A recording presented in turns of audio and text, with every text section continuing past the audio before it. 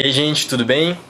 Hoje vamos fazer aqui uma live para falar a respeito de mercado financeiro com uma convidada muito especial, que é a Aline Bernabé, em que ela vai trazer hoje aqui uma introdução para vocês e já entrou aqui na live agora. Hoje, trazendo essa convidada muito especial para falar sobre mercado financeiro, dar uma introduçãozinha aqui para vocês. E aí, Aline, tudo bem? Tá me escutando? Oi, tudo certo aqui. Que ótimo, beleza então. Se apresenta aí para as pessoas.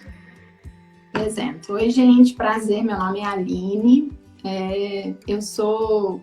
Explicar um pouquinho, né, com o que eu trabalho e por que eu tenho tanto interesse nessa área. Na verdade, o meu trabalho mesmo, ele não é focado nessa área de investimentos, né? Eu sou responsável, na verdade, pela gestão orçamentária de uma empresa aqui em Brasília de mais de 600 funcionários da área financeira. E aí eu tenho muito interesse por esse assunto de investimentos. Eu atualmente também faço uma pós-graduação lá na FGV, na Fundação Getúlio Vargas, em gestão financeira também. E como hobby mesmo, eu presto consultoria para as pessoas, né? Referente a planejamento financeiro e todas essas outras coisas. Planejamento, como atingir metas, objetivos financeiros. Então, é mais nessa parte mesmo. Ah, legal, muito bom. Para quem também não me conhece, meu nome é Jorge Luiz, eu sou consultor financeiro e estou atuando nessa área de consultoria financeira voltada a microempreendedores, profissionais liberais, pessoas que estão aí no início da sua jornada empreendedora, querendo estruturar a sua vida financeira, melhorar a sua saúde financeira. E para trazer já, algumas pessoas pensam nessa área, né, de mercado financeiro, como, digamos assim, maximizar os seus ganhos, como fazer isso de maneira segura, como quem gosta de se arriscar gosta de fazer. Então, para trazer esse assunto aqui, esse conteúdo, eu convidei a Aline e ela vem falar um pouco a respeito desse assunto hoje. Então, uma pergunta, digamos assim, mais enigmática, né? O que é o mercado financeiro? Fala um pouquinho pra gente. Ótimo, vou falar e aí se alguém tiver dúvida pode já ir perguntando aí que a gente tenta, o Jorge também me ajuda aí, porque eu não sou muito boa de fazer duas coisas ao mesmo tempo, então Tranquilo. se for tendo perguntas aí, pode ir falando que eu tento responder, tá? Só mais uma coisinha. E se vocês tiverem algum problema aí na internet, se tiver o áudio não estiver legal, tá? Vocês vão mandando feedback pra gente aí nos comentários que a gente vai acompanhando o que vocês forem dizendo, beleza? Beleza. Isso aí, vai lá, Aline. Deixa eu só dar uma complementada no que eu tinha falado antes também. O Jorge comentou, Sim. né, que ele está focado nesse mercado do microempreendedor. Já eu tô mais focada, assim, na pessoa física mesmo, né? A saúde financeira da pessoa física. Então, é legal que os dois, vamos conseguir complementar essas duas visões, né? Tanto que eu falei para ele que o meu objetivo era mais falar da pessoa física e entendo que são coisas complementares também, né? Que uma área ajuda a outra. Então, vamos lá. O que é o mercado financeiro, né? A gente vai falar mais no geral, né? Não muito na teoria, mas mais como funciona, para a gente tentar entender alguns conceitos básicos que eu vou explicar hoje. Então, o mercado financeiro, ele é como se fosse um ambiente, assim, um local de compra e venda de produtos financeiros. E o que são, né, esses produtos financeiros? São opções para a gente, pessoa física, ou então até empresas, investirem no dinheiro. E aí a gente tem algumas opções, né, para esses investimentos. E aí a gente subdivide essa árvore, né, dos investimentos, digamos assim, em renda fixa, que são aqueles investimentos mais seguros, né, mais conservadores. E nós temos a renda variável, que é até como que as pessoas normalmente costumam associar. Porque quando a gente fala em mercado financeiro, a maioria das pessoas já associa automaticamente à bolsa de valores, né? Aquelas imagens famosas da bolsa antigamente das pessoas gritando para fazer a negociação das ações. Os filmes, né? Mas o mercado financeiro não é só isso, né? É esse ambiente todo de pessoas querendo comprar e pessoas querendo vender. Então, e como é que funciona, né? Como é que eu sei quem está querendo comprar e quem está querendo vender? Então, o Banco Central, ele organiza como se fossem 3 entidades, digamos assim, o mercado financeiro no geral. Tem as pessoas que fazem a oferta, né, desses produtos financeiros, que eles chamam de emissores. Então, pode ser emissores, no caso do governo, quando é o título do Tesouro, né, que é o mais famoso aí, que muitas pessoas devem conhecer. Então, é o governo sendo um emissor de títulos, né? Em caso de ações, são empresas que emitem títulos, né? Digamos assim, mais ou menos, para os investidores, que é a segunda entidade que participa, que no caso seríamos nós, ou então empresas também, né? Que fazem investimentos.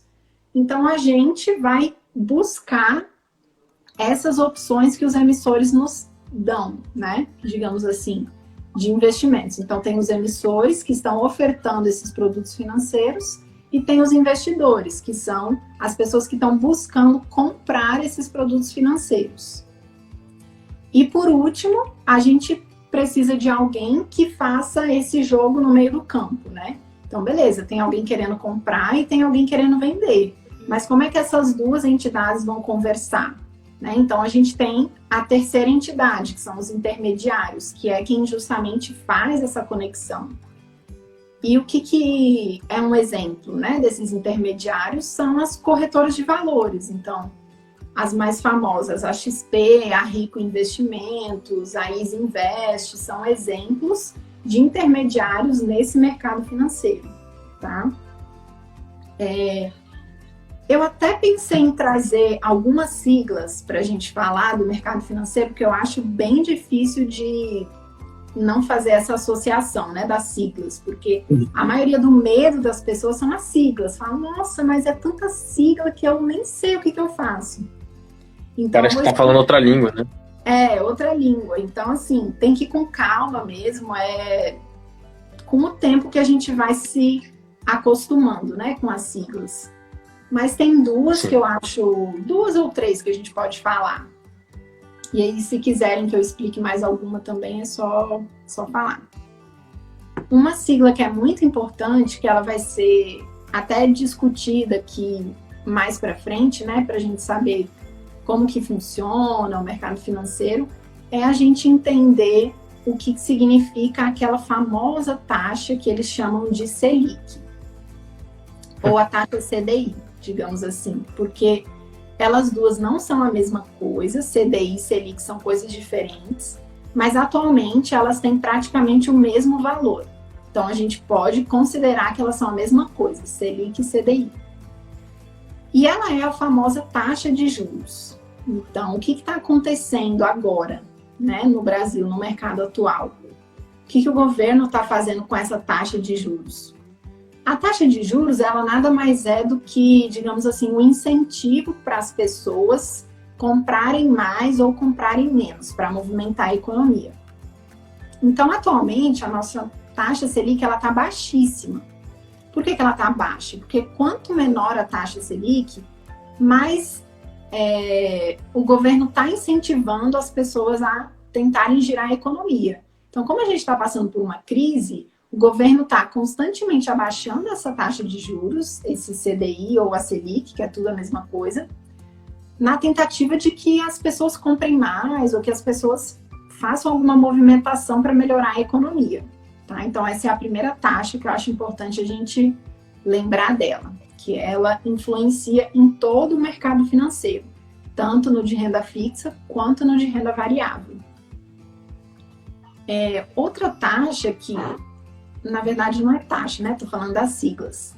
Então, outra sigla que é bem comum no mercado financeiro, quando a gente vai falar da renda variável, qualquer notícia que você vai ver, ele vai falar assim, o índice Bovespa. Beleza, o que é, né, o índice Bovespa? O índice Bovespa, ele nada mais é do que assim, para você saber qual que foi o comportamento da Bolsa de Valores. Então, a Bolsa subiu como um geral, né, um panorama geral. A Bolsa subiu, a Bolsa desceu, a gente vai falar desse índice Ibovespa. E ele também, pode gravar ele aí, que já a gente vai falar um pouquinho mais dele. Então, acho que esse dá para explicar mais ou menos o que é o mercado financeiro. Sim. E você falou... porque ela falou... eu estou trazendo essa participação dela aqui, que é uma coisa que está sendo muito proveitosa, porque às vezes a pessoa ela pode pensar que por ela ser uma empreendedora ou por ela ser uma pessoa física, digamos assim, nossa, parece que o mercado financeiro é uma coisa que está muito distante dela, e que é uma coisa que, na teoria, como ela não é um tipo de coisa que quem não faz movimentações do mercado financeiro, não costuma falar dele no dia a dia. Eu, pelo menos, não vejo as pessoas conversando a respeito disso. Aí pode parecer que a movimentação do mercado financeiro não está tão presente no dia a dia da pessoa.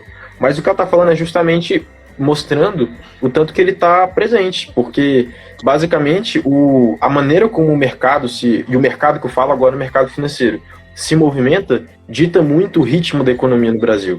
E o ritmo da economia no Brasil é basicamente o que pode impulsionar ou atrapalhar ou estagnar. Então ela vai dizer como que o mercado vai se comportar, e isso pode desincentivar ou incentivar o mercado para o microempreendedor, para as pequenas, médias empresas. Então ele tem uma influência muito direta mesmo em como que as pessoas vão ter dificuldades ou facilidades para empreender dependendo do ramo. Então, muito bom você estar trazendo essa introdução para as pessoas. Uma outra coisa que é bem fácil da gente perceber também no nosso dia a dia, de uma outra sigla, é a inflação, né? Que a gente chama de IPCA, que é a sigla. Porque a inflação acho que é o mais fácil, né, da gente perceber. Então, por exemplo, a maioria das pessoas falam, antigamente com R$1 eu comprava, sei lá, um Kinder Ovo. E hoje em dia você precisa, sei lá, de uns R$4, né, para comprar um Kinder Ovo. Então, a inflação é exatamente isso. Eu nem, na verdade, não tenho nem ideia de quanto que é, 5, pode até já ser mais, né? Então, a inflação é exatamente isso, quanto que o meu dinheiro está perdendo de valor ao longo do tempo. Então, se hoje, com R$100, eu consigo comprar tantas coisas, no ano que vem, com esses mesmos R$100, às vezes eu não consigo comprar a mesma coisa. Então, o IPCA, que é a inflação, também a gente consegue ver no nosso dia a dia, né? Não são coisas que estão só lá para quem é da área de investimentos ou do mercado financeiro. São coisas que estão presentes no nosso dia a dia. É interessante você falar isso, porque inclusive, que é para quem já acompanha a Aline na página pessoal dela, na página que ela está divulgando a respeito desses conteúdos, ela já tem um destaque lá no Instagram dela que ela está falando a respeito das compras da casa, o tanto que a pessoa pode se planejar para poder fazer compras de um preço mais barato, de um preço mais em conta, né? E ela fala para ficar de olho nas promoções da carne, por exemplo, que geralmente tem um peso muito grande na mesa da pessoa. E para quem ainda não despertou para esse lado da economia, para pensar em por que as coisas oscilam, você vê a aplicabilidade bem prática na sua casa, por exemplo, desse índice que ela falou, que é o índice da inflação, neste aspecto. Porque, por exemplo, se em determinado ramo do mercado financeiro as coisas foram muito mal, ou, por exemplo, as negociações com a economia, está tudo linkado. Então, por exemplo, se a gente teve uma dificuldade de negociação com algum país que fornece algum tipo de insumo para o Brasil, que prejudica a agropecuária, que faz com que tenha menos carne no mercado, que faça com que o preço suba. Então, entender essa dinâmica, ver como que o mercado está funcionando, é uma coisa que eu vejo que é positiva, a pessoa que está se ligando nisso, para ela poder se planejar melhor, para poder fazer compras de forma mais consciente. Então, você vê que os preços oscilam bastante, isso está diretamente ligado com o movimento que a economia está tomando. Legal, isso mesmo. É só a gente abrir os olhos, né, para começar a perceber os impactos aí no nosso dia a dia. E o Jorge tinha pedido também para eu comentar um pouco com vocês de como que funciona, né? A gente falou o que é o mercado financeiro e agora a gente vai entender como que ele funciona. Então, como que ele funciona, eu entendo da seguinte forma. O que faz, por exemplo, o mercado financeiro, a vulgo, como é mais conhecido a Bolsa, né? Então, eu resolvi focar nesse aspecto. O que faz a Bolsa de Valores subir ou a Bolsa de Valores descer? Como é que a gente pode prever, né, esses comportamentos? Então, vai ser tudo relacionado a isso que a gente está falando. Então, por exemplo, o Jorge deu um ótimo exemplo, dos commodities, né? São vários aspectos que podem influenciar. Mas no nosso cenário atual, que foi o que eu falei antes, com uma taxa Selic baixa, o que acontece? Como a taxa Selic, que é o CDI, ela é como se fosse um indexador, digamos assim, para todos os investimentos em renda fixa, então ela é como se fosse um balizador. Se a taxa CDI atualmente está em 3,75, né, no ano. Então, se em 3,75 significa o quê? Que a maioria dos investimentos em renda fixa estarão com uma rentabilidade próxima a 3,75, né? Que é uma coisa muito baixa. No ano inteiro, o dinheiro render 3% não é quase nada. E aí, só para vocês terem uma ideia do tanto que mudou isso, assim, há menos de 10 anos atrás, as pessoas que investiam em tesouro, elas tinham rentabilidades que chegavam a 10%, a 14% ao ano. Então, era quase que você investir na bolsa, no mercado de ações, a rentabilidade que dava em você colocar dinheiro no governo. E a gente veio, assim, quedas astronômicas a ponto de chegar em 3,75. Então tá... Inclusive, quando a pessoa fala se 3,75 dá até uma tristeza. Nossa Senhora. Acho que foi na época da Dilma, inclusive, que a taxa Selic, CDI, estava nesse patamar aí. Eu, infelizmente, nessa época, eu ainda não investia, né? Então, eu também não. Uma grande oportunidade, mas quem sabe, né? A gente vem melhorando. Quem sabe volta um dia também chegar perto, né? Vamos ver. Mas vamos focar em estudos, né? Vamos estudar para conseguir a mesma rentabilidade em outros locais. Com certeza. Então, qual que é o impacto, né, dessa taxa Selic baixa? Como esses investimentos em renda fixa, que são os mais seguros, ficam menos atrativos, é natural que as pessoas comecem a buscar a bolsa de valores. Então, porque ninguém vai querer viver por um rendimento de 3% ao ano, então as pessoas começam a migrar para a renda variável, né, que traz uma rentabilidade maior no longo prazo. Né? Isso que eu acho importante também falar, a gente focar sempre no longo prazo, quando a gente vai falar de renda variável. Mas o que faz efetivamente a bolsa subir ou descer? Então, por exemplo, a taxa de juros é uma delas. Exatamente por esse comportamento que eu falei. Como vão ter mais pessoas procurando investir lá na Bolsa de Valores, é como se fosse a lei da oferta e da procura.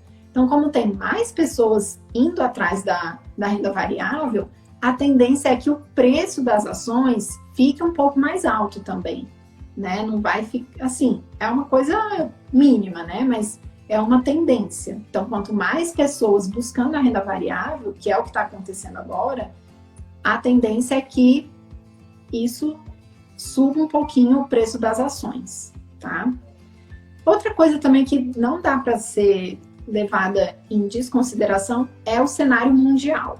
Então, até antes da bolsa abrir, o cenário mundial influencia na bolsa. Porque quando a gente vê ou notícias super positivas ou notícias super negativas, a tendência é que a bolsa ou abre em alta, né, quando as notícias são positivas no mundo inteiro. Então, por exemplo, agora, vamos supor que descobriram uma vacina. Descobriram uma vacina para o coronavírus.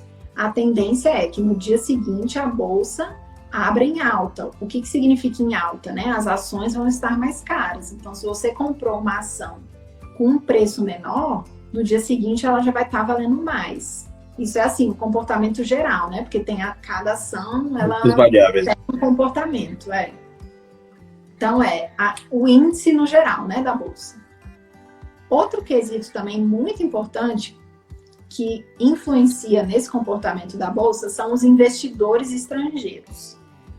E também está muito relacionado com essas notícias, né, mundiais e aqui no Brasil.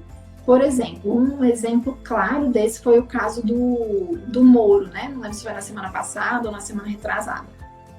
Na hora que ele deu as notícias, o que significou aquilo? Uma péssima notícia para o cenário econômico brasileiro. Então, o que aconteceu? É como se fosse uma tendência ou um recado para os investidores estrangeiros de que aqui no Brasil não é um local seguro para eles investirem o dinheiro. Porque o investidor está sempre buscando isso, né? Um local seguro, não seguro de que assim, eu vou ter sempre aquele meu dinheiro, mas seguro de que a economia está indo bem e que a tendência é que os meus rendimentos sejam valorizados, né? Que as minhas ações sejam valorizadas. Então, com essa fuga de capital estrangeiro, que foi esse caso do Moro, por exemplo, também faz com que a bolsa despenque, vai lá para baixo. Por quê? Tem muita gente fugindo. De novo, lei da oferta e da procura. Não tem mais gente querendo, né? Então, os preços vão ficar mais baratos, ou seja, a bolsa vai cair. E outra coisa também são os ciclos econômicos, que é impossível a bolsa viver em alta por, sei lá, 20, 30 anos. Não, é natural crises econômicas, né? Então, a gente tem uma tendência de que quando tem crises econômicas, a bolsa vai baixar. Que é o caso agora também, é uma crise econômica que a gente está vivendo. Então, vários fatores às vezes se conectam, né? Não é um só, são várias coisas que influenciam. Se tivesse um movimento linear que não variasse nunca, ninguém lucraria com nada, porque não ia ter negociação. As pessoas precisam que o preço caia e desça, nossa senhora, caia e suba, porque através dessa variação que as pessoas conseguem fazer negociações e assim funciona, né? E o preço é exatamente isso, né? Porque tem pessoas querendo vender a um preço tal e outras pessoas querendo comprar a um preço Y. Então, essa variação que causa, né, a oscilação na bolsa. Tá? Sim. Eu acho que como ela funciona, pelo menos o panorama geral que eu estava querendo passar era esse. Você quer complementar mais alguma coisa? Perguntar mais alguma coisa? Eu acho que a única coisa que eu falaria assim para complementar um pouco é deixar que digamos assim, a forma como a bolsa funciona, como ela bem está falando, né, não está tão distante assim da gente, é uma coisa que está bem próxima e que, digamos assim, ela é como se fosse literalmente um mercado. É um mercado, tipo assim, tem ali uma feira, digamos assim, cada banquinho ali é uma empresa, no caso, né, que no caso ali cada banquinho é um agricultor, né, mas digamos assim, falando em termos da bolsa, cada banquinho é uma empresa e que tá todo mundo ali querendo arranjar alguém para comprar e para vender produto, e basicamente você vai comprar não só da que tá mais barata, mas a que tem uma promessa de um produto melhor e que você sabe que a partir daquele produto que você compra, você vai conseguir um benefício maior. Então, assim, o funcionamento da bolsa não é diferente do funcionamento de um mercado que a gente vai comprar as coisas, de uma padaria. O funcionamento, digamos assim, a lógica, que é a negociação, alguém compra e alguém vende, é o mesmo. E a maneira como o preço se manifesta e a maneira como o preço varia de acordo com quantas pessoas querem comprar e vender, também é o mesmo. Então, o que ela está trazendo é justamente isso, de que não é uma coisa diferente. É da mesma maneira, só que, digamos assim, em patamares maiores, né? Porque são empresas grandes, mexendo com o governo, e grandes empresários com redes de empresas. Então, nós, né? Nós aqui, nós meros mortais, estamos aqui pegando pedacinhos desse mercado. Eu pego aqui um pedacinho de uma empresa, um pedacinho do governo, e faço negociações para conseguir lucrar. Mas, então, Aline, fala para mim, assim, como é que uma pessoa que está vendo esse cenário, está despertando para essa parte econômica, despertando para essa parte do mercado financeiro, vendo que isso é uma coisa que movimenta muito dinheiro e a gente vê notícias de pessoas que quebraram, pessoas que ficaram ricas, como que uma pessoa que está começando agora, que está chegando nesse mercado agora, como que a gente pode ingressar de uma maneira mais segura, sabendo que a gente não está dando um passo maior que a perna? Isso é bem... Não é complicado, né? Mas cada um tem que primeiro se conhecer, porque cada pessoa tem um perfil. Então, por exemplo, eu sou uma pessoa um pouco ansiosa. Então, para mim, a forma que eu vou comprar ações na bolsa vai ser diferente de uma pessoa que é super zen, super tranquila, né? Mas o importante é a gente sempre fazer essas compras, fazer esse ingresso no mercado financeiro de uma forma pautada em um planejamento, né? Que é o que eu defendo sempre nas minhas consultorias, né? Quando eu presto para as pessoas. Porque não adianta a gente entrar assim com muita ganância, com sede ao pote de que vai ficar rico da noite para o dia, que é o que o pessoal tá achando que acontece, que não vai dar certo, que, assim, pode até dar certo, né? Mas talvez não seja tanto pela competência, sim pela sorte, né? Sim. Então, a primeira coisa que eu indico é: faça primeiro o seu planejamento financeiro. E o que é um planejamento financeiro? Você já parou para pensar quais que são as suas metas e os seus objetivos que envolvem recursos financeiros no médio, no curto e no longo prazo? Ou seja, eu quero fazer uma viagem, ou então, eu quero trocar de carro, eu quero começar a pensar mesmo na minha independência financeira, né? Que seria a nossa aposentadoria, digamos assim. A aposentadoria, esses objetivos de longo prazo, que são maiores do que 5 anos, por exemplo, são os investimentos ideais para a gente começar a colocar dinheiro na bolsa de valores, né? Começar a comprar ações. Por quê? Porque no longo prazo, esses investimentos na bolsa de valores tendem a ter um ganho muito superior à da renda fixa. Mas por que é importante ser no longo prazo? Porque no curto prazo, a bolsa de valores ela sofre muitas oscilações. Então, vamos supor agora, né, nessa crise do coronavírus. Imagine que você tinha colocado seu dinheiro lá em ações para, por exemplo, algum objetivo financeiro seu que você precisaria daí a 3 meses. Então, assim, a bolsa chegou a despencar 40%, acho, 40% ou 30% desde o começo do ano. Então, você teria perdido seu capital, 40% dele, e você estaria precisando do dinheiro, por exemplo, para comprar alguma coisa, ou para gastar, ou algo que você tenha planejado, e você teria perdido praticamente metade de tudo que você colocou. E esse comportamento, no longo prazo, não tende a ser dessa forma.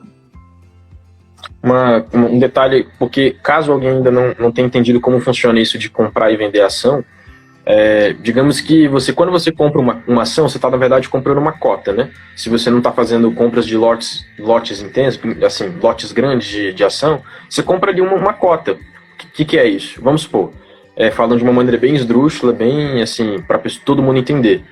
A sua empresa é uma pizza. Aí vamos supor que a sua empresa vale R$10 e vale R$8, a sua pizza tem 8 pedaços. Quando você vai comprar uma ação dessa empresa, você está comprando ali uma fatia, você vai pagar R$1. Então você comprou um pedaço dessa empresa. Só que quando você comprou agora, ela está valendo R$1. No longo prazo, esse preço de R$8 da pizza inteira pode variar para R$4, pode variar para R$16, pode variar para R$20, R$50. E quando você comprou a sua pizza, você pagou R$1. Então, digamos assim, se eu estou apostando que essa pizza daqui a 10 anos, daqui a 15 anos, ela vai valer R$50, eu compro hoje por R$1 e daqui, nesse longo prazo, por mais que a empresa tenha chegado a valer R$2, R$10, R$5, eu sei que daqui a tanto tempo, de acordo com o estudo que eu fiz, de acordo ali com a avaliação que eu fiz ali da qualidade da calabresa, da mão do padeiro, eu sei que no longo prazo, aquela fatia vai estar valendo 5, 10 vezes o preço. Mas, se eu estou precisando desse dinheiro que eu coloquei nessa fatia de pizza, daqui a 3 meses, eu estou assumindo o risco que ela falou, de que daqui a 3 meses ela pode estar valendo metade do preço. Mas que, como ela falou também, no longo prazo, como estamos falando a respeito de saúde de empresas grandes, não é assim uma loja aqui da esquina, são empresas grandes, milionárias. Então, assim, a tendência é que no longo prazo elas sempre vão valer mais dinheiro, por mais que tenham oscilações nas crises financeiras. Por isso que ela está falando a importância desse longo prazo. Ótimo, ótima associação, adorei. O valor da pizza é que eu tenho um pouco de dificuldade de fazer essas associações assim, então tá sendo ótimo, tô gostando. E foi de improvisação essa, tá? Eu não tinha planejado não. Eu vou até anotar aqui para de repente usar também alguma vez. Mas exatamente isso que o Jorge falou, de a qualidade da calabresa, ou então a qualidade do padeiro, são exatamente essas coisas que a gente tem que analisar quando a gente vai decidir investir em uma empresa, né? Porque a partir do momento que eu compro uma ação, é como se eu fosse sócia daquela empresa. Então eu tenho uma parte da empresa que é minha, né?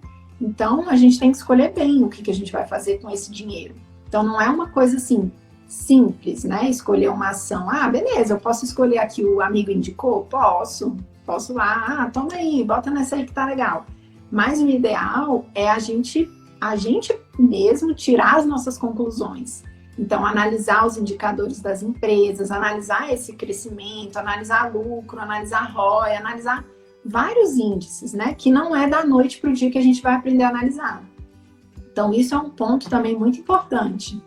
Não adianta querer ficar rico da noite para o dia e também não adianta querer aprender a analisar a empresa da noite para o dia, né? Então tem que ir começando devagar, né? Aos pouquinhos. E quais que são os passos, né? Então, para a gente efetivamente começar a investir na Bolsa de Valores. O primeiro passo, assim, requisito obrigatório para a gente, assim, né? Não é a teoria, mas é o que é recomendado.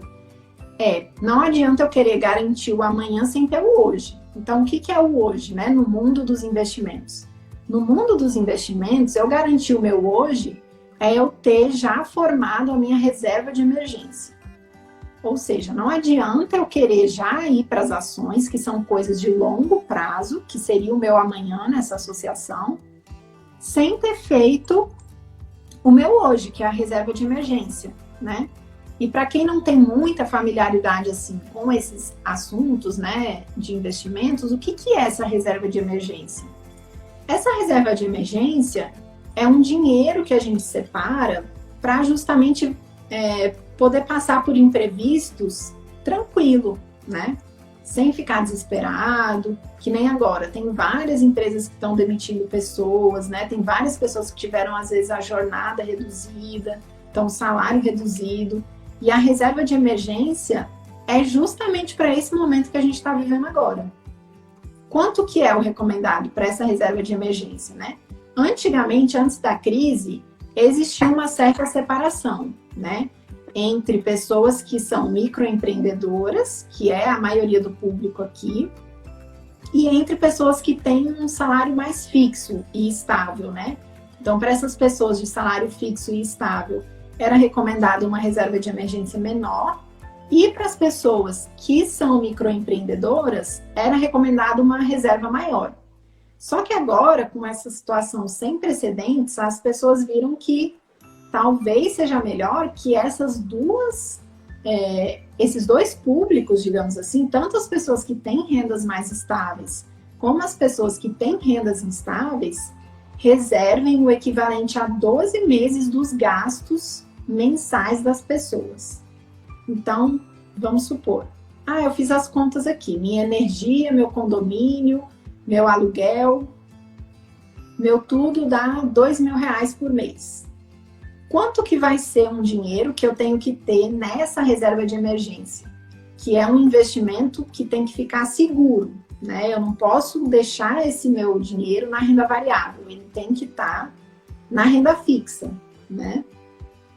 Então, se os meus gastos são de R$2.000 por mês, eu tenho que ter o equivalente a R$24.000 guardado para esses imprevistos, ou seja, qualquer coisa de imprevisto mesmo. Tive um problema de saúde, né? Ou então, perdi um emprego, agora até eu arranjar outro emprego, vai ser esse dinheiro que vai me sustentar. 12 meses dá para a pessoa não se desesperar, consegue ficar tranquila. Então, esse é o primeiro passo, né? Montou sua reserva de emergência? Beleza, agora você pode começar a pensar em investir em ações, né? Isso é o recomendado, mas óbvio que tem pessoa doida aí que já sai colocando tudo em ações, né? Conheço algumas, inclusive. Tem, para quem acompanha aí, uma maneira, digamos assim, mais acessível para quem não tem ainda condições de comprar livros de grande qualidade e tal, o YouTube aí tem diversos canais que podem dar um auxílio para a pessoa que está querendo começar. É engraçado você ter falado isso, porque, por exemplo, tem canais como o do Thiago Nigro, né, o que é o Primo Rico, tem o Me Poupe, todos eles falam a respeito de investimento, de ações. E tem um outro, por exemplo, que é do Pit Money, né? Ele não tem reserva de emergência. Então tem uma galera assim que é mais frenética, né? Que não pensa nisso. Mas aí o que a gente faz é dar o bom conselho, né? Meu amigo, se prepara antes, vai com mais calma, com mais tranquilidade. E o Pit Money também já está num patamar bem diferente do meu, eu posso dizer com certeza, né? Do de vocês, eu não sei tanto. Ter perto aí de 1 milhão investido em ação não é para qualquer um, né? Exatamente. Então, beleza, o primeiro passo é esse, vamos formar a nossa reserva de emergência, garantir a nossa tranquilidade no curto prazo, né? O segundo a gente já viu que não é fácil analisar as ações, né? Não adianta, assim, a gente achar que tem que escolher a melhor ação, que existe uma melhor ação. Não existe isso. Por quê? Porque é no longo prazo. Então, assim, a gente tem que fazer análise de mercado, análise de demonstrações financeiras. E como isso não é simples, a gente pode, enquanto vai aprendendo a fazer essas análises, a gente pode terceirizar essa nossa escolha, né? Ou seja, para eu já não ter que decidir, para eu também ir me familiarizando com esse mercado, porque não é assim, você tem que entrar lá na plataforma que chamam de home broker. Às vezes, se só fala esse nome, a pessoa já se assusta, né? Então, para ir se familiarizando com todos esses conceitos e essas plataformas, é legal a gente terceirizar. E como é que a gente vai terceirizar o nosso investimento em ações? Nós temos duas opções.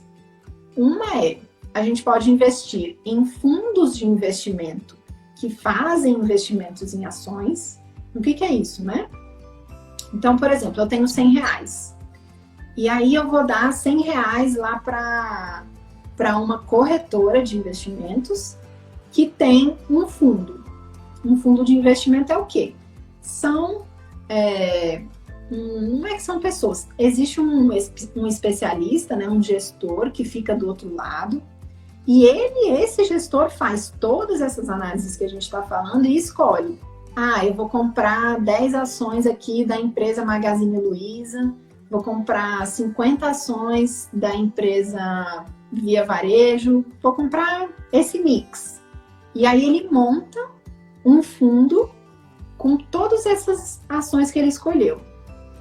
E aí você está acreditando que esse mix que essa pessoa escolheu vai render.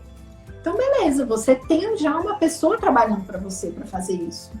Não precisa você fazer a análise das 600 empresas que tem na bolsa para escolher a que você vai investir, né? Até porque, para quem nunca viu, imagina, fazer de uma já vai ser difícil, de 600, então, Ave Maria, né? Nem eu também não fiz até hoje das 600. Mas, então, o ideal é a gente pode terceirizar.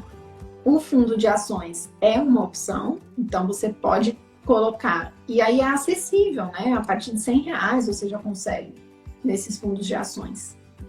Ou então você tem uma outra opção, que é justamente para já ir aprendendo a mexer lá no home broker, que é o que a gente chama de ETFs. Que aí você já teria que entrar lá mesmo. O que são ETFs, né? Outra sigla aí para a gente aprender. Lembra lá no começo que eu falei da sigla Ibovespa? Que é o índice, né? O índice das principais empresas que estão lá na Bolsa de Valores. Então, esse índice, ele representa se o preço das ações subiu ou se o preço das ações desceu. Então, todo dia a gente escuta. O Ibovespa subiu 10%. Significa o quê? Que as ações valorizaram 10%. E existe um ETF. Um ETF é como se fosse um papel, né? Uma ação, vou usar esse termo que confunde. É uma ação que acompanha essa variação. Então, existe um ETF que acompanha esse índice da Ibovespa. Então, se você ouviu no jornal que o Ibovespa subiu 10%, esse ETF também subiu 10%. Ou seja, se você colocar num ETF, você vai estar acompanhando a variação de todas as empresas da Bolsa, né? De todas as empresas que compõem esse índice do Ibovespa. Então, você não precisa escolher uma empresa. Você está escolhendo 30 empresas, você está escolhendo várias empresas ao mesmo tempo. Então, às vezes, uma empresa lá vai mal, mas a outra vai bem, então eles vão se balancear. Você está apostando basicamente no mercado financeiro brasileiro, né? Isso, no mercado financeiro brasileiro, né? Para investir, eu acredito que tem um ETF que seja do mercado internacional, mas eu não sei confirmar ETF eu não lembro não, mas eu sei que tem vários fundos de investimentos que investem na Bolsa Americana em outros países. Tem uma corretora também de valores que você consegue comprar ações lá nos Estados Unidos, né? Assim, de forma terceirizada, porque na verdade, para você poder mesmo comprar ações na Bolsa dos Estados Unidos, você precisa ser o que eles chamam de um investidor qualificado, né? Que é ter mais de R$1 milhão investido. Pra você poder... Queremos chegar lá, né? Um dia a gente chega lá. Então, essa ETF, né, que acompanha o índice Ibovespa, o código dela, porque para você poder ver qualquer ação, tem um código, né? Vocês já devem ter visto. De algumas letras que no final normalmente tem um número. Então, por exemplo, o da Magazine Luiza, quando eu quero saber se a ação dela subiu ou desceu, como é que eu faço? Eu entro lá no Google e coloco o código dela, que é MGLU3. Então aí eu consigo ver. E qual que é o código dessa ETF que eu tô falando, que segue o índice da Ibovespa? É BOVA, que BOVA 11. Então você já consegue ver lá. Quer ver? Deixa eu colocar aqui para ver qual que foi a variação hoje da BOVA 11. Ó, a variação da BOVA 11, ela foi 1,4 negativo hoje. Ou seja, o que significa? Desde lá da hora que a Bolsa de Valores abriu, que foi 10 horas da manhã, 9h30, 10 horas, não lembro agora, caiu 1,4% na hora que fechou, que é às 5h30. E você consegue comprar essas ações da BOVA 11, ó, hoje mesmo ela estava R$ 76. Então é super acessível, né? Você não precisa, às vezes, porque tem alguns investimentos em renda fixa, por exemplo, você precisa ter R$ 1.000, né, para investir. Não, nesse caso aqui, R$ 76 você já consegue investir em renda variável. Na renda fixa, óbvio, também, né? Tem investimentos também, a partir de R$ 30 no Tesouro Direto. Mas também, para quem está buscando a renda variável, esses ETFs também são uma ótima opção, porque você também terceiriza a sua escolha. Você não precisa você mesmo escolher, né? Então, esse é o segundo passo. Então, deixa eu só dar uma revisada aqui, que eu me empolguei e falei tanto que não estou mais lembrando. Então, o primeiro passo era montar a reserva de emergência, né? Então, depois que você montou a reserva de emergência, vai para o segundo passo, que o segundo passo é terceirize no início, enquanto você aprende a analisar as ações, a sua escolha. Ou seja, compre ou fundos de ações ou então ETFs, que são essas ações que acompanham índices específicos. E aí tem vários ETFs, tá? Esse exemplo que eu dei é do mais famoso que a gente tem. E o terceiro passo, que você vai fazer ao mesmo tempo que você está fazendo o segundo, é comece a estudar para você mesmo aprender a escolher as empresas que você quer investir. Então, tem vários tutoriais, né, no YouTube, igual o Jorge falou, lá no canal mesmo do Thiago Nigro, Primo Rico. Ele ensina várias formas. O Pitch Money, esse que o Jorge falou, ele ensina de uma forma super prática. Para ações, ele é bem ensinador, assim. Ele deixa mais bem-humorado nesse processo, porque ele é bem agitado. Ele é bem agoniado, né? Mas ele explica de forma bem super acessível, assim. Eu assisti um vídeo dele, acho que ele estava explicando como analisar uma ação, acho que era em 5 ou 3 minutos. Nossa, eu achei ótimo, assim. Óbvio que aí depende da pessoa, né? Se ela quer analisar mais indicadores. Eu gosto de baixar as demonstrações financeiras das empresas e eu mesma monto os indicadores, analiso, né, dos últimos 3 anos, pelo menos, para ver qual que é o comportamento. Não gosto de só ver lá o número e, pronto, é esse aí mesmo. Tá barato, Para quem ainda não está entendendo muito bem, tá? Isso que ela acabou de falar que ela costuma fazer, isso é uma coisa muito boa, tá? Porque exige uma paciência bem grande, assim, que eu ainda estou nessa busca de construir ainda. E você falou desses 3 passos, só para saber, você tem algum passo em que você encaixa o conceito dos fundos imobiliários? Os fundos imobiliários são uma boa opção, porque como eu acabei focando em ações, né, não falei dos fundos imobiliários. Sim. Mas os fundos imobiliários, eles também são dentro da renda variável, né? E os fundos imobiliários, eles seguem mais ou menos a mesma lógica das ações. Sim. Então, quando você está comprando as ações, você está virando sócio de uma empresa, né? E os fundos imobiliários, você está virando sócio de um shopping, por exemplo. Existem fundos imobiliários de shoppings, existem fundos imobiliários de empresas de escritórios, né? De prédios de escritório. Então, você está virando sócio de um shopping. E no caso do shopping, por exemplo, Você vai recebendo todo mês o que a gente chama de dividendos, né?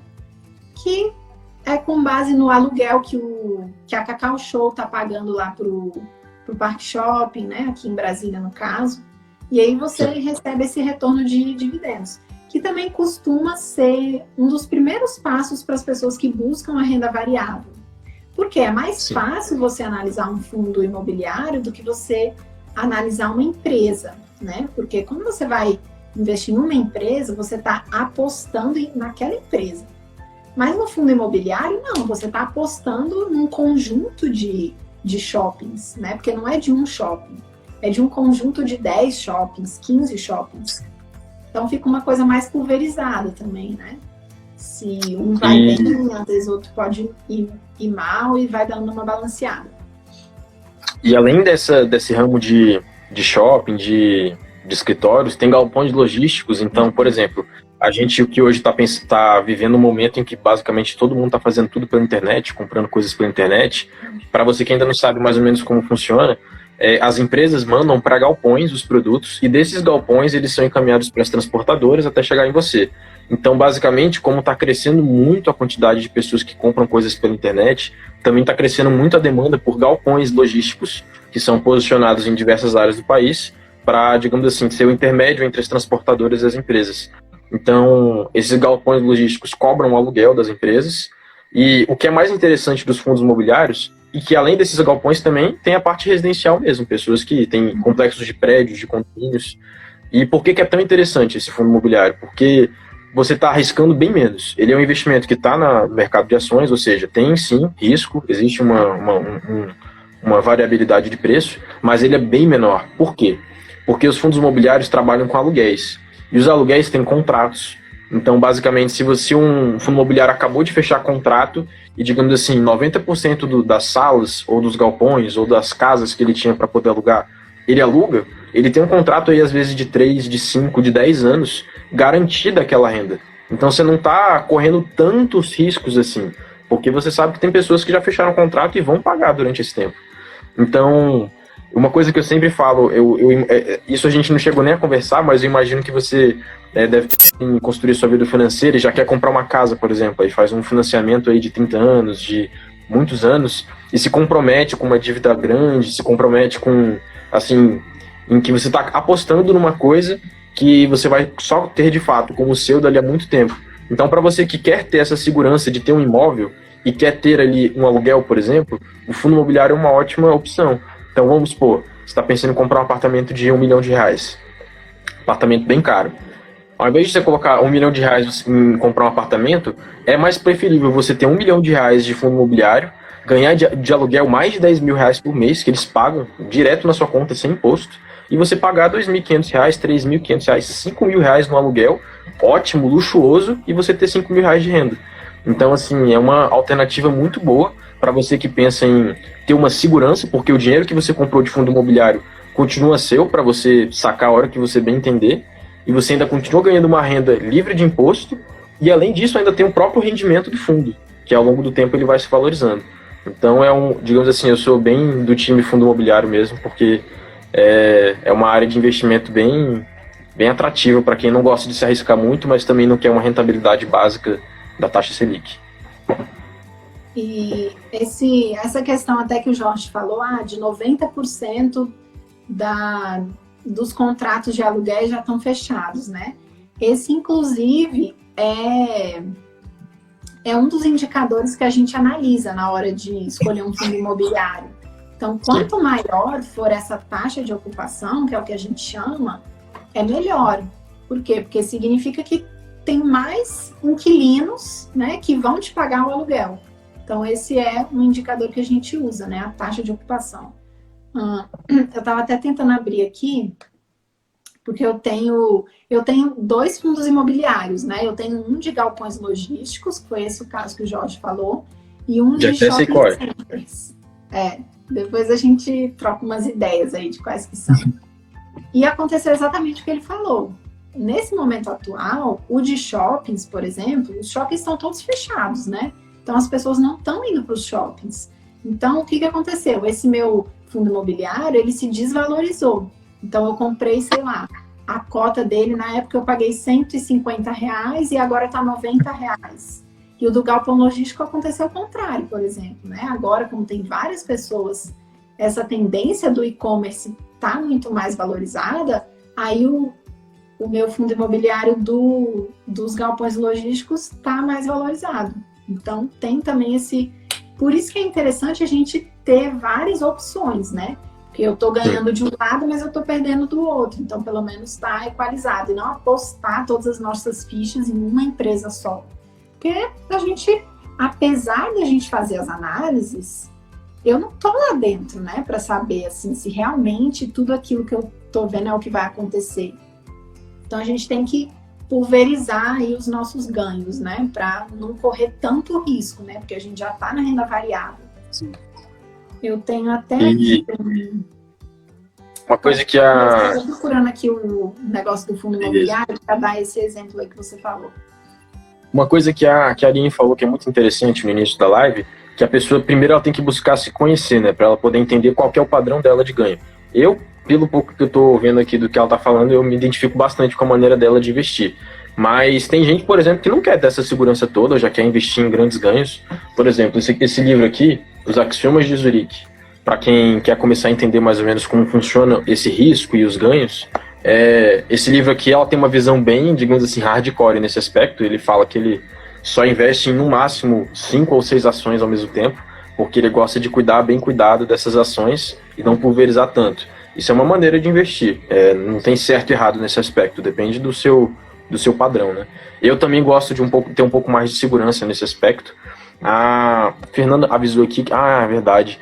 Então, é porque daqui a 9 minutos vai encerrar a live, que ela fecha sozinha no Instagram. Então, é bom a gente já ir concluindo. Não, beleza. Eu vou só dar um exemplo aqui dos fundos imobiliários que você falou, para as pessoas terem noção, né, dessa quantidade que elas teriam de retorno.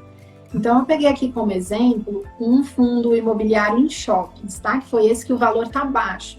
Ou seja, essa crise é boa também para a gente começar a investir. Por quê? Porque a gente vai pegar um valor mais baixo das coisas e a tendência é que, quando eventualmente as coisas voltarem a se normalizar, o preço vai subir. Então, por exemplo, esse caso aí dessa renda, né, de dividendos que o Jorge falou. Esse fundo que eu peguei aqui como exemplo, que ele chama XPML11, que ele é em shoppings, atualmente, uma cota dele vale R$92. Então, para eu comprar uma cota, eu tenho que investir R$92. Tá barato, né? E eles me dão, para cada cota dessa que eu coloquei, por mês, em média, eu recebo 56 centavos, eu coloquei aqui. Então, se eu quero alugar um apartamento de R$4.000, ao invés de eu comprar, né, igual o Jorge falou, eu quero comprar um de R$1 milhão.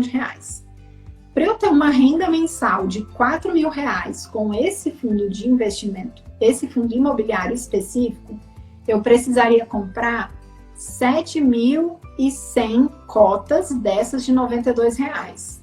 Então, no caso, eu investiria R$660 mil e teria por mês esses R$4.000 de renda passiva, né? De que eu não estou fazendo nada para isso. Líquido, né? Porque não cobra imposto de renda. O imposto de renda só vai ser cobrado na valorização do preço. Então, se eu comprei a R$92 e daqui a 3 anos ela está valendo R$110, aí eu vou pagar o imposto de renda nessa valorização. Só para a gente colocar números aí, que eu sou de números, né? Eu gosto de exemplos com números. Eu também, eu não tinha pensado em fazer essa conta. É uma conta bem interessante da gente fazer, né? O quanto a gente precisaria para ter uma renda passiva atraente, né? Isso. Então, acho que eu terminei aqui, pelo menos. Eu acho que tá bom desse tamanho. Fala um pouquinho a respeito de como você está trabalhando hoje. Fala um pouco a respeito da sua ocupação. Falo sim, gente. Quem quiser me seguir lá no meu Instagram, né? Aproveitar aí para fazer o marketing. Eu presto consultoria por hobby mesmo. Assim, eu gosto de ajudar as pessoas a se planejarem. Então, qual que é o foco que eu gosto, né? As pessoas que já têm uma capacidade, por exemplo, eu tenho um dinheiro já sobrando, mas eu não sei o que fazer com esse dinheiro. Então, vem conversar comigo que a gente monta um planejamento, a gente monta todos os seus objetivos financeiros e escolhe investimentos para atingir esses seus sonhos, essas suas metas. Então, bem resumidamente, é isso que eu gosto de fazer, né? Ajudar as pessoas a atingirem esses sonhos, né? E o Jorge também agora mais nessa parte aí do microempreendedor. Então, é importante a gente ver as duas partes, né? A sua realização pessoal e a sua realização profissional. Muito legal. Eu recomendo para quem está realmente com esse dinheirinho sobrando buscar um consultor, porque, digamos assim, você ganha mais tempo já tendo um conhecimento mais direto ali para poder te auxiliar. Recomendo muito, viu, vocês procurarem a Aline. Em contrapartida dela que já está buscando essa pessoa que está, assim, querendo saber o que está fazendo, o que fazer com aquele dinheirinho que está sobrando, eu geralmente já tendo pessoas que não tem dinheiro nenhum sobrando, né, estão querendo encontrar esse dinheiro sobrando, fazer renda e tal. Então, se você se encontra nessa situação, você que está empreendendo, profissional liberal, que às vezes não tem uma empresa, mas faz algum tipo de serviço, então trabalha de forma autônoma, pode entrar em contato comigo. Lá no meu Instagram, no meu link da bio, tem o meu Linktree, então você pode acessar meus links de página no Facebook, WhatsApp, YouTube, Instagram, meu site. Então, você que tem interesse pode entrar em contato comigo por aqueles links. E quero agradecer aqui a presença da Aline nessa live de hoje, que para mim foi muito boa, foi uma das mais ricas para mim de conteúdo até hoje, que falou muitas coisas, trouxe muitos conceitos que para mim são muito importantes para a pessoa que está buscando conhecer esse mundo do mercado financeiro. Então, muito grato, viu, pela sua disponibilidade de vir aqui hoje, tá? Obrigada a você aí pelo convite. Foi a minha primeira live conjunta, então bem legal, gostei. Uma honra para mim, viu? Então é isso, gente. Se vocês que estão querendo saber mais a respeito disso, acompanhem as nossas páginas. Eu sei que ela gera conteúdo de qualidade e eu estou buscando também trazer conteúdo de qualidade. E fiquem ligados na minha página que amanhã teremos uma live também muito importante para você que está pensando em fazer renda extra, está querendo melhorar a saúde do seu negócio. Vamos ter uma live aqui com o Tuco, que vai falar a respeito de marketing digital, trazendo aqui conteúdos com certeza de muita qualidade, que eu conheço o trabalho dele. Então é isso, gente. Fiquem ligados, fiquem com Deus e até a próxima. Saúde financeira para todos nós. Tchau, Tchau, tchau.